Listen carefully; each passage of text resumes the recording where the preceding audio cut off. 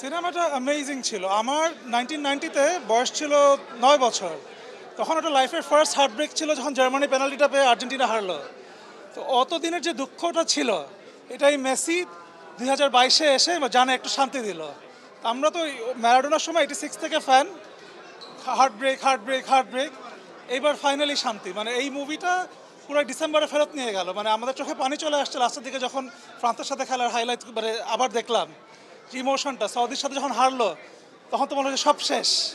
তো মানে এটা আনবিলিভেবল ছিল মুভিটা। এটা পুরো আমাদের ফিলিংটা আবার ওয়ার্ল্ড কাপের ফিলিংটা নিয়ে এসেছে ভিতরে। আমাদের দেখেন এখনো মানে কাঁপতেছি মানে। আলোর পথে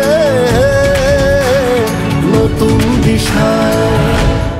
এই মুভিটা দেখে এটা খুবই সুন্দর ওয়েল মেড একটা মুভি। আমি সাজেস্ট করবো যে যত আর্জেন্টাইন ফ্যান আছে সবার এটা দেখা উচিত, একদম মাস্ট এটা। ওই সময় এত টেনশনে খেলা দেখছি যে মানে পুরো খেলা দেখতে পারি নাই, কারণ গোল কখন খেয়ে যাচ্ছে। মানে আমরা তো আসলে 36 বছর পরে আমাদের মানে আর্জেন্টিনা এই লেভেলের খেলবে, কারণ প্রথম খেলার পরে তো বিশ্বাস করতে পারি না যে আসলে আমরা চ্যাম্পিয়ন হব। তো আসলে ওই সময় খেলাটা ওই মনোযোগ দিয়ে দেখা হয় নাই, কিন্তু আজকে পুরো ছবিটা দেখতে এসে আমি আবার সেই 2022-এর আমি বিশ্বকাপে চলে গেছি এবং অসাধারণ। আমি একদম মনে হলো যে আমি প্রতিটা খেলা স্টেডিয়ামে বসে দেখলাম। স্পেশালি হচ্ছে আমরা এখানে মেসি সম্পর্কে সব কিছু জানতে পেরেছি, ওনাদের আর্জেন্টিনা সম্পর্কে জানতে পেরেছি, ওদের কালচার সম্পর্কে জানতে পেরেছি।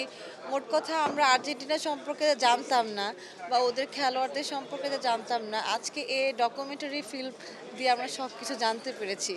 সো আমার মনে হয় সবারই এই ডকুমেন্টারি ফিল্মটা দেখা উচিত। তাহলে সবাই আর্জেন্টিনা সম্পর্কে জানতে পারবে, যারা ফ্যান আছে আর্জেন্টিনার তাদের জন্য তো এই ছবিটা মানে খুবই চমৎকার। My name is Victor. I'm from Honduras, living here in Bangladesh for the last 7 years. And this is the first time I'm being in a theater like this. Having the movie of Argentina being champions of the World Cup 2022 is amazing.